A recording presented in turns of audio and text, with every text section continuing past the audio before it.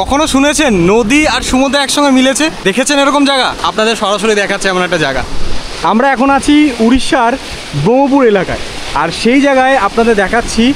এই হচ্ছে কালো যে স্থানটা দেখতে পাচ্ছেন, কালো যে জলটা, এটা হচ্ছে মার্কন্ডি বিচ, মার্কন্ডি নদী বলা যায়। আর ওই পারে রয়েছে আমাদের সমুদ্র সৈকত, ঠিক আছে? দারুণ লাগছে দেখুন, সমুদ্র আর নদী মিলিত এখানে। হেভি হেভি একটা জায়গা, অপূর্ব সুন্দর। মানে নদীটা এপাশ থেকে আসছে মার্কন্ডি সি বিচটা, আর এখানে সমুদ্রের সঙ্গে মিলছে। অপূর্ব সুন্দর ঢেউ, আমরা এনজয় করলাম। আপনারা যদি এনজয় করতে চান তাহলে আপনাদের চলে আসতে হবে।